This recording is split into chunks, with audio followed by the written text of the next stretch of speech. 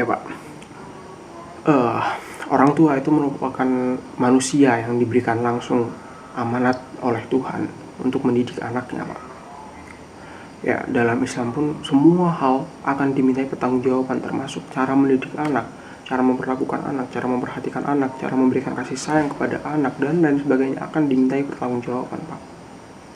Tapi terkadang Pak, keterbatasan ilmu pengetahuan orang tua, keterbatasan eh, waktu, dan keterbatasan cara mendidik orang tua akhirnya membuat orang tua menyekolahkan anaknya. Selain itu merupakan kewajiban bagi orang tua untuk menyekolahkan anaknya. Keterbatasan tadi merupakan salah satu faktor yang mempengaruhi orang tua itu menyekolahkan anaknya Pak. Nah, banyak orang tua yang beranggapan bahwa tugas mereka adalah untuk bekerja untuk memberikan nafkah sehari-hari buat anaknya ataupun nafkah buat sekolahnya Pak. Dan tidak sedikit Pak, banyak orang tua yang rela menggelontorkan uang yang banyak untuk demi menyekolahkan anaknya di tempat sekolah yang favorit, dengan anggapan bahwa dengan menyekolahkan anaknya di tempat favorit maka pendidikan anaknya akan terjamin. Sehingga balik lagi Pak, anggapan orang tua itu bahwa kalau udah menyekolahkan anaknya, ya tanggung jawab mereka itu udah selesai Pak. Mereka tinggal kerja untuk menafkahi anaknya. Nah, ini adalah anggapan yang salah. Sebagai orang tua Pak, mendidik anak itu tetap wajib hukumnya untuk ditunaikan.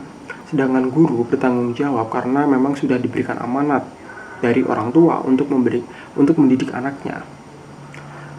Selain itu merupakan kewajiban tanggung jawab kemanusiaan guru itu sendiri Pak.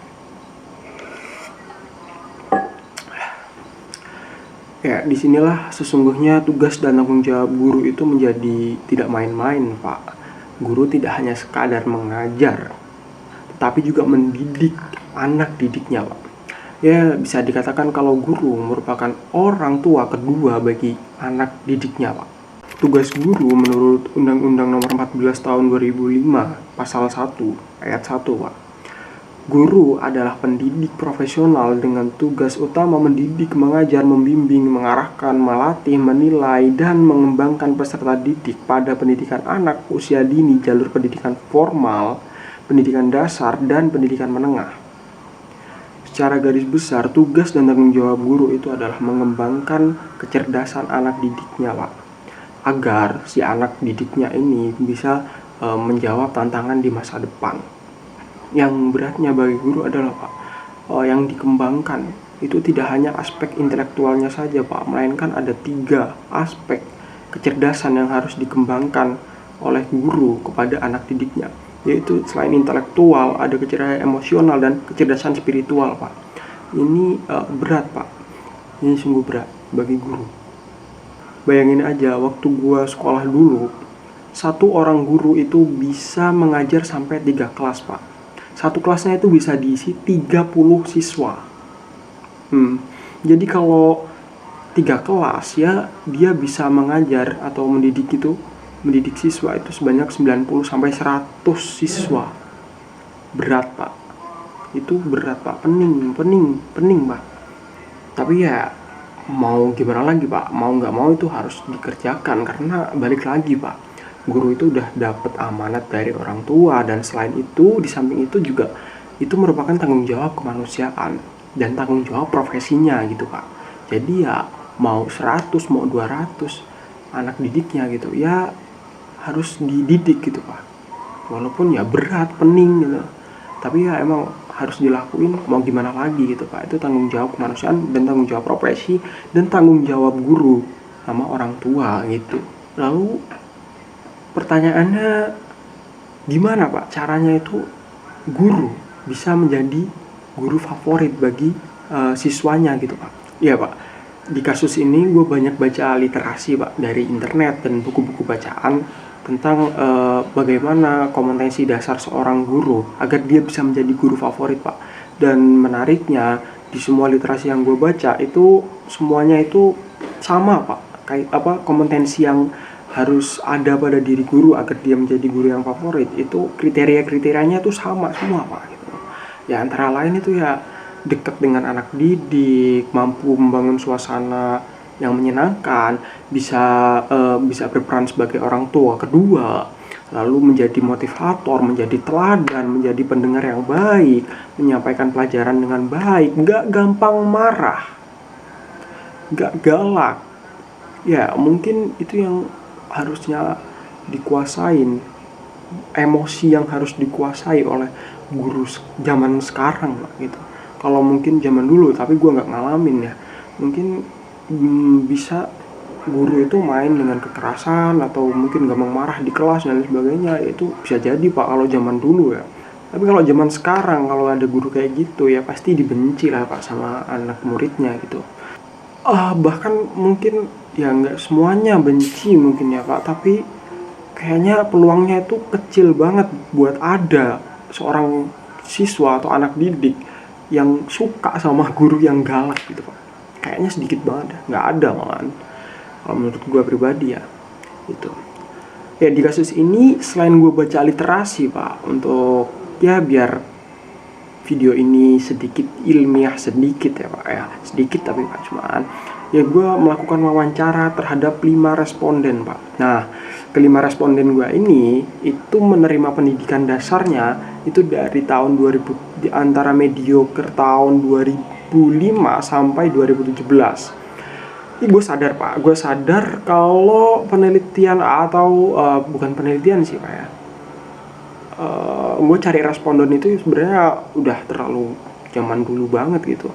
Harusnya gue cari responden itu yang anak-anak SMA zaman sekarang atau anak-anak SMP zaman sekarang gitu pak, yang mereka mengalami pendidikan yang zaman sekarang gitu loh pak, bukan zaman yang tahun 2010 ke bawah. Itu jelas mungkin beda gitu pak sama pendidikan di zaman sekarang.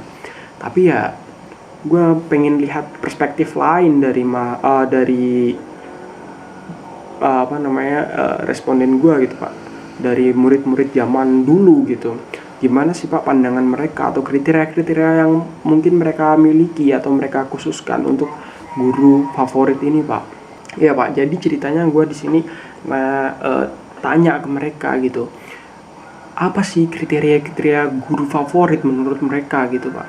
Nah, uniknya pak, di sini kelima responden gue tuh menjawab sama pak, sama dengan literasi yang gue baca, yaitu tadi diantaranya dekat dengan anak didik, itu mampu membangun suasana yang baik atau menyenangkan di kelas, bisa berperan sebagai orang tua kedua, sebagai motivator, memiliki kecakapan kompetensi, mampu menyampaikan materi. Ya itu ya, yang mereka katakan atau mereka jawab itu sama dengan literasi yang gue baca pak, pada dasarnya ya. Tapi yang uniknya itu ada 2 responden gue itu yang justru di sini mereka itu nggak masalah pak sama kriteria guru yang galak atau guru yang suka marah pak. Unik di situ. Itu mungkin ya murid zaman dulu aja pak. Kalau zaman sekarang kalau ada guru galak atau guru yang gampang marah kayak gitu ya udah males duluan pak mau belajar, mungkin karena gue belum melakukan penelitian ya gue belum melakukan penelitian lah untuk hal itu, gue belum melakukan wawancara untuk hal itu, jadi gue nggak tahu sih. Tapi uniknya di sini ada 2 orang responden gue yang mengatakan bahwa mereka tuh nggak masalah pak, asalkan, tapi ada asalkannya pak, asalkan mereka itu guru tersebut, guru yang mungkin kriterianya galak atau suka marah ini mampu menyampaikan materi pelajaran dengan baik. Jadi mereka itu nggak masalah pak, asalkan guru ini tuh mempunyai kompetensi dasar di bidang itu. Misal dia mengajar akuntansi, dia bisa menyampaikan akuntansi dengan baik. Guru ini mau dia galak kayak mau dia marah-marah, kedua responden gue ini menyatakan nggak masalah gitu pak. Tapi kalau gue pribadi, kalau udah ketemu guru yang suka marah atau galak kayak gitu pak, udah males duluan gitu mau belajar di kelas itu. Ya mau gimana lagi ya, bawaannya itu udah males kalau ketemu sama guru yang kayak gitu. Tapi uniknya itu masih ada murid zaman dulu ya tapi pak ya, yang dia nggak masalah sama orang galak ya. Setiap orang itu mungkin mempunyai perspektif yang beda-beda pak mengenai guru favorit ini ya. Walaupun mungkin 2 responden gue ini nggak menyatakan bahwa kriteria yang guru galak sama suka marah ini sebagai guru favorit, tapi mereka merasa nggak masalah Pak, asalkan mereka itu mampu mengarahkan anak didiknya, mampu menjelaskan materi dengan baik, mempunyai kompetensi dasar yang baik, itu bagi mereka nggak masalah Pak. Yaitu balik lagi, mungkin setiap orang itu mempunyai perspektif sendiri-sendiri Pak. Kalau gue pribadi, gue nggak suka sama orang yang sama guru yang suka marah dan galak kayak gitu, nggak suka Pak.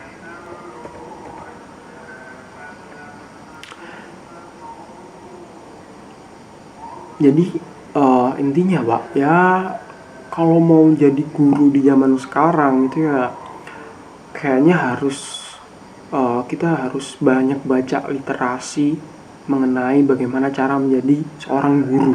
Seorang guru aja dulu.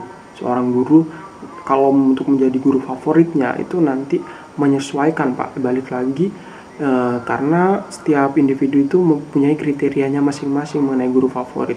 Ya pada intinya gimana lu jadi, kalau lu mau jadi guru ya nggak usah galak atau gimana kalau zaman sekarang ya. Jadi kriteria-kriteria yang tadi gue sebutin mungkin bisa lu jadiin referensi ya Pak ya, untuk untuk bekal lu nanti jadi guru Pak gitu. Berat ya Pak ya, berat. Jadi guru itu berat Pak. Jadi banyak banget kompetensi-kompetensi yang harus lu milikin kalau lu mau jadi seorang guru gitu. Belum lagi kalau lu punya masalah-masalah, mungkin masalah di keluarga lu, atau mungkin masalah dengan rekan kerja lu di kantor atau di sekolah gitu.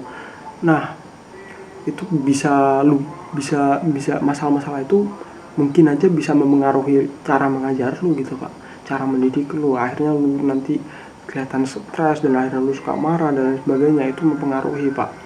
Ya ya memang berat Pak jadi guru, tapi ya mau bagaimanapun guru ya tetaplah guru Pak. Walau seberat apapun tugas dan tanggung jawab seorang guru ya tetap harus dikerjain Pak, mau gimana lagi gitu kan. Itu sudah menjadi profesi yang lu pilih, jadinya ya mau seberat apapun ya harus lu kerjain tanggung jawab sama profesi lu gitu Pak. Ya dan yang terpenting adalah pekerjaan sebagai guru itu adalah pekerjaan yang paling mulia Pak. Ya dengan segala lika-likunya, dengan segala beban yang ada di pundak seorang guru ya, pekerjaan guru adalah pekerjaan yang paling mulia Pak gitu. Karena ya seorang guru itu bisa membentuk seseorang itu menjadi lebih baik lagi Pak gitu. Cukup sekian video dari gua ya. Banyak kekurangan sih pasti ya Pak ya, tapi kalau ada manfaat dari video gua ya silahkan boleh diambil gitu Pak. Ya kalau nggak ada pun abaikan aja Pak video ini. Ya video ini cuma hanya sekedar sedikit mengulik gitu Pak, sedikit mengulik bagaimana sih cara menjadi guru favorit. Kalau gue belum terlalu spesifik atau bagaimana, atau mungkin ada yang kontra dengan gue, silahkan berikan kritik dan saran atau mungkin pertanyaan di kolom komentar. I'm Divan Hanif and thanks for watching.